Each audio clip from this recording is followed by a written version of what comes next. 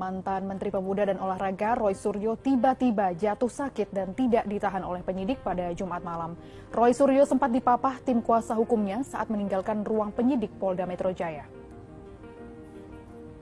Mantan Menteri Pemuda dan Olahraga Roy Suryo tiba-tiba jatuh sakit usai diperiksa selama 12 jam di Polda Metro Jaya pada Jumat malam. Saat meninggalkan ruang penyidik Subdit Siber Direktorat Reserse Kriminal Khusus, Roy Suryo tak berkata sepatah kata pun. Roy bahkan harus dipapah oleh tim kuasa hukumnya saat menuju mobil. Assalamualaikum warahmatullahi wabarakatuh. Balik lagi teman-teman di channel Kajian Online. Setelah 12 jam lebih diperiksa, Roy Suryo akhirnya tumbang dan juga ngaku sakit keras. Ya teman-teman, wajah sombong jumawa Roy Suryo yang sebelumnya siap memenuhi panggilan, siap diperiksa oleh kepolisian, semua itu sirna tak kala Roy Suryo diperiksa non-stop oleh tim kepolisian selama 12 jam. Baru teman-teman, ini baru 12 jam diperiksa, Roy Suryo sudah ngaku sakit parah, bahkan sampai muntah-muntah. Ini kan menunjukkan bahwa ternyata mental RS nih, Roy Panji, tidak sebesar omongannya.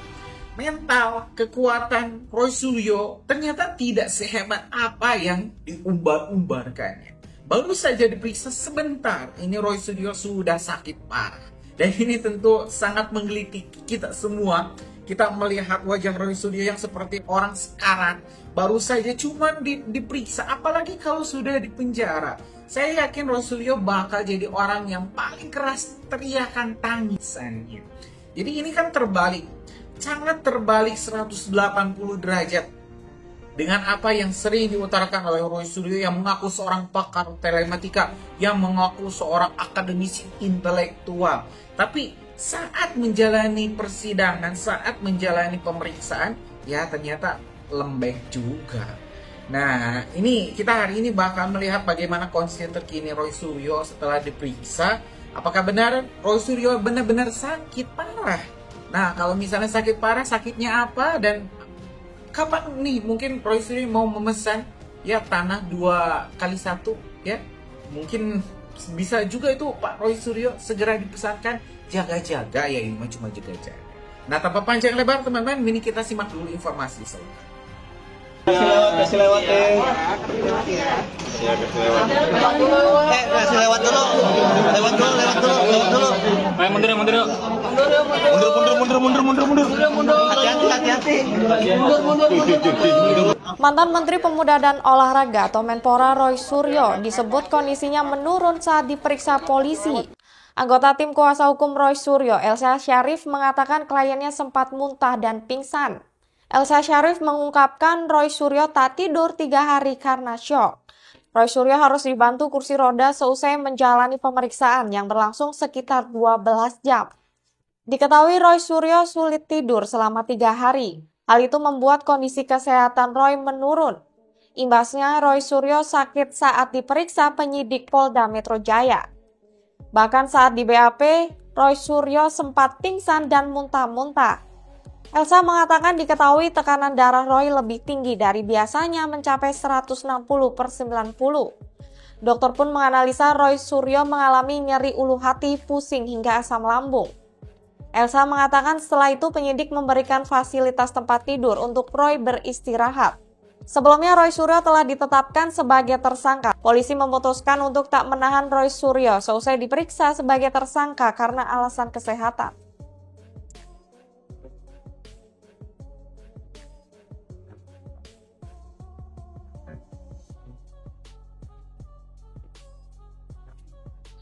Kasih lewat deh. Kasih lewat dulu. Ayo mundur. Mundur. Hati-hati. Maaf ya,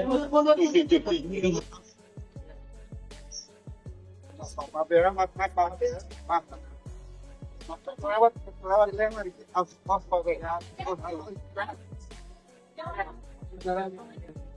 Lewat jalan. Pak Roy kurang sehat Pak Roy. Ibu mana?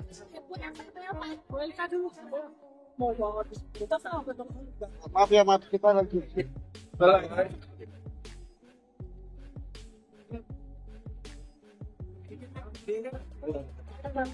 Tutup Pak, tutup Pak. Tutup Pak. Pak Roy, kurang sehat Pak Roy. Pak, cepetan ya Pak.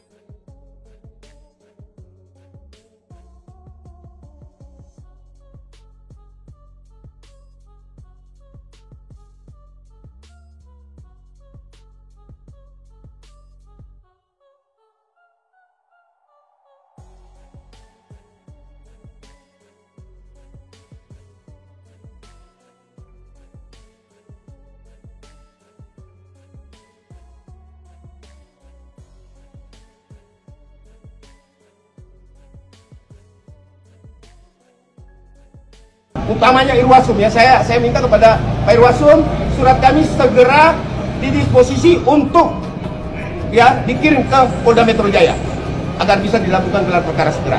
Logisnya, mereka udah nggak logis nih sekarang cara berpikirnya.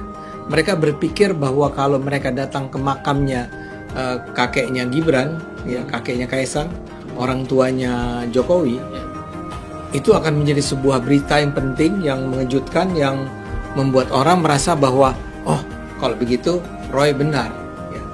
Yang salah adalah Pak Jokowi. Padahal kan sebetulnya logikanya kalau kita mau kembali ke jalur logika yang normal, kan yang sedang dipersoalkan adalah ijazah palsunya pertama-tama Pak Jokowi, ya. Tuduhan bukan persoalannya, tuduhan bahwa Pak Jokowi punya ijazah yang palsu dan tuduhan bahwa Gibran punya ijazah yang palsu. Kan soal ijazah. Soal ijazah awalnya. Tapi mereka merasa perlu untuk datang ke makam. Oke. Ke makam itu untuk apa? Sampai sekarang saya nggak ngerti. Kenapa mereka harus datang ke makam? Iya, itu makanya ketidakjelasan identitas, Bang, lebih Iya. ke sana. Nah, kan jawabannya itu. Ketidakjelasan identitas. Mereka mengatakan bahwa mereka punya informasi bahwa ibunda Jokowi yang ingat nggak namanya siapa? Sujiatmin. Itu adalah bukan ibu kandungnya Pak Jokowi. Ya. Tapi pertanyaan saya satu, kenapa mereka harus ke makam? Memang membuktikan apa di situ? Ya, membuktikan apa di sana? Untuk menunjukkan apa di sana? Memang itu adalah sebuah makam di mana dijelaskan disinilah berbaring ibunda angkat Pak Jokowi, kan nggak ada. Nggak ada. Ada Jadi tahun lahir, tahun meninggal. Tahun lahir, tahun meninggal. Itu yang mereka kemudian ungkap-ungkapkan. Ungkap-ungkap misalnya saja soal tanggal lahir, atau bukan tanggal, tahun lahir. Dan akibatnya semakin kacau kan. Pertanyaan dia adalah kok pada usia 18 tahun atau 19 tahun? 19 tahun sudah punya anak Jokowi. Iya. Terus dia bilang itu adalah bukti bahwa ada sesuatu yang janggal di sana. Iya. Di mana janggalnya? Saya tanya ada sama penonton, wahai penonton yang budiman, atau kalau Tifa sampai menonton, kalau Anda penonton kami antara lain adalah orang-orang yang mendukung Bu Tifa, tanya ke Bu Tifa, di mana salahnya logika atau salahnya kalau seorang ibu di masa itu melahirkan anak pada usia 19 tahun. Sekarang saja di era yang berapa puluh tahun sesudah 60-an tahun kan setelah Pak Jokowi lahir itu kan kita masih sering dengar orang menikah pada usia 16, 17, 18 setahun kemudian sudah melahirkan putra pertamanya. Nggak ada yang tidak logis di sana. Bagaimana mungkin si Bu Tifa ini dan Roy Suryo ini mengumumkan sebuah temuan bahwa ada yang janggal dengan kelahirannya Jokowi ini. Saya mendapat kabar bahwa kata orang Solo ini bukan ibu kandung, tapi ibu angkat. Ada yang bilang ibu tiri, ada yang bilang ibu angkat. Ada yang bilang ibu tiri, ada yang bilang ibu angkat. Kata siapa? Katanya. Kata orang Solo. Siapa dia? Nggak ada. Nggak ada informasinya. Nah, poin saya adalah bagaimana Anda bisa tiba pada sebuah kesimpulan bahwa ini adalah ibu angkat atau ibu tiri Pak Jokowi hanya karena faktanya pertama adalah Jokowi dilahirkan pada saat ibunya masih berusia 19 tahun. Atau kedua karena orang-orang di Solo, ada orang di Solo yang bilang bahwa itu bukan ibu kandung, itu ibu tiri atau ibu angkat. Nggak ada logikanya. Jadi dalam pandangan saya, kedatangan mereka ke makam keluarga tersebut nggak logis dan betul-betul seperti yang dikatakan tadi oleh Bung Darmizal ya. Kurang ajar. Bajingan. Ya saya sih nggak akan mengatakan begitu ya. Cuma apa maksudnya Anda kesana mengutak-ngutik makam? Itu saking marahnya kelakuan itu, Bang. Iya. Itu mungkin kalau keluarga saya atau keluarga Bro Warsa mungkin juga akan semarah itu. Gitu. Iya. Cuman karena keluarga Pak Jokowi mungkin ya sudah terlalu sering difitnah, terlalu sering diejek, akhirnya bersikap legowo, ya udahlah namanya orang gila gitu kan. Iya, tapi saya barusan komentari tentang kedatangan mereka ke makam. Iya. Saya sejalanlah sama Pak Darmizal. Walaupun saya tidak akan menggunakan kata istilah Darmizal, menggunakan istilah bajingan. Iya. Seperti yang diungkapkan oleh Bang Darmizal itu. Saya akan mengatakan bahwa tadi nggak logis. Ini orang yang kehilangan akal sehat, sudah mengalami gangguan kejiwaan, dan karena itu mereka sedang meracau sekarang. Tapi mengenai Gibran, kalau dalam pandangan saya, memang luar biasa Mas Gibran ini. Ini kita bukan keluarganya Pak Jokowi, ya. Kita marah melihat itu. Mungkin ada yang bilang bajingan, mungkin bisa lebih kasar dari itu. Tapi lihatlah bagaimana Mas Gibran ini menjawab dengan penuh kesantunan. Terima kasih sudah mengunjungi makam nenek kami. Roy Suryo Tiva itu lagi berusaha memprovokasi kemarah. Dan yang marah kita. Sementara Gibran, si orang yang menjadi tertuju utama, yang diserang nih, sasaran tembak kan diarahkan kepada Pak Jokowi, Gibran, Kaisang. Gibran ini hadir dan mengatakan terima kasih ya, udah mendatangi dan mendoakan. Bahkan saya nggak yakin apakah Roy Suryo Tiva itu mendoakan. Kemungkinan enggak. Orang-orang tanpa adab seperti itu nggak akan mendoakan. Jadi buat saya ini pujian yang luar biasa buat Gibran, Mas Gibran. Oke, Bang Ade. Ya, Mas Warsa, melihat bahwa orang-orang ini kan awalnya saya nggak tahu ya kenapa, motifnya apa sih orang-orang seperti Roy Suryo itu. Belakangan bahkan dia mulai meragukan ijazahnya Kaisang. Ini kan merembet, asalnya dari bapaknya Pak Jokowi, kemudian ke yang sulung Mas Gibran. Sekarang dia mulai meragukan ijazahnya Kaisang gitu loh. Terus kepentingannya apa? Motifnya apa kok sampai ke sana gitu, Mas? Pertama mungkin sih memang rasa benci ya kali ya. Mungkin juga diakibatkan oleh rasa sakit hati yang beberapa waktu yang lalu kan memang Roy Suryo sempat dipenjara ya karena kasus yang kalau nggak salah mengubah stupa Borobudur, kemudian dengan wajah Pak Jokowi yang kemudian ada yang mengadukan dan kemudian dipenjara. Dia sebenarnya nge-retweet sebenarnya. Oke, lanjut.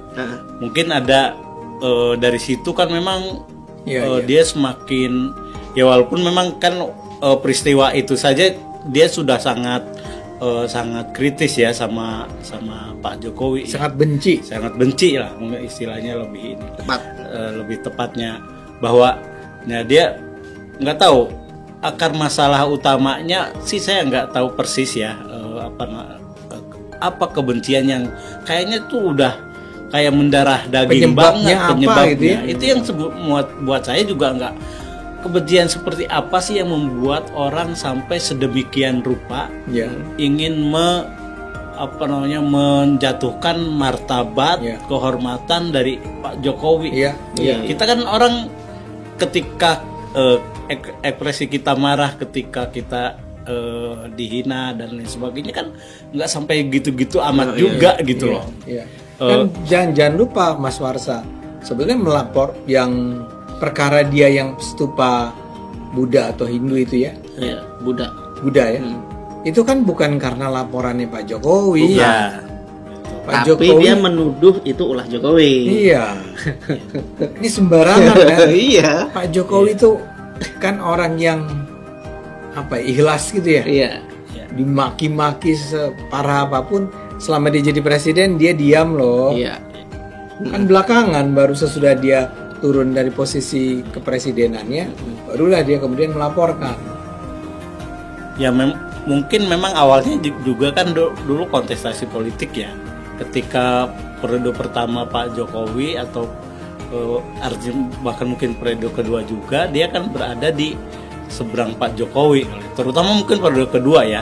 Karena kalau periode pertama kan dia mengklaim sendiri bahwa dulu ketika Pak Jokowi mau jadi gubernur atau wali kota, dia berada di mendukungnya Pak Jokowi. Ya. Mungkin periode kedua yang paling ini ya, yang paling dekat yang membuat dia ya membenci Pak Jokowi ya. Itu sama kayak susah kayak Tifa berarti ya. Tifa katanya dulu dukung Jokowi, katanya. Iya, klaimnya dia. Gitu. Enggak, tapi kalau Tifa kayaknya enggak. Saya baru aja dengar, walaupun saya baru dengar ya, ini belum tentu benar penonton. Dia itu katanya pendukung Hizbut Tahrir. Katanya ya, Tifa itu. Jadi kalau di HTI sih kemungkinan besar, kalau betul di HTI ya, kemungkinan besar dia bukan pendukung Jokowi dong. Ya teman-teman, barusan kita telah menengok informasi lengkap terkait kondisi terkini Roy Suryo terkait jalannya pemeriksaan. Kita tentu berharap Roy Suryo segera ditetapkan menjadi tersangka, apalagi setelah menghina makam dari ayah dan juga ibu ini Presiden ke-7 Republik Indonesia Pak Jokowi dengan menertawakan di depan makam. Itu kan sudah di luar nalar teman-teman. Bagaimana bisa permasalahan ijazah sampai mengganggu orang yang sudah beristirahat, yang sudah tidak ada. Ini kan norma-norma Indonesia, norma-norma ketimuran sudah luntur. Kalau misalnya ini Roy Suryo tidak ditangkap, saya agak gimana ya. Kenapa sih orang-orang seperti mereka masih saja ada di NKRI? Lebih baik ya diamankan saja biar kita damai, kita bisa fokus bekerja, kita bisa terus teman-teman ini mencurahkan pikiran kita untuk hal-hal yang lebih berguna daripada memikirkan atau ya disibukkan dengan omongan-omongan Roy Suryo CS. Gimana menurut teman-teman? Setuju nggak sih kalau misalnya Roy Suryo segera ditetapkan jadi tersangka dan jangan nanggung hukumannya 12 tahun? Itu sudah mantap sekali. Tulis di kolom komentar teman-teman, kita bakal diskusikan. Terima kasih. Assalamualaikum warahmatullahi wabarakatuh.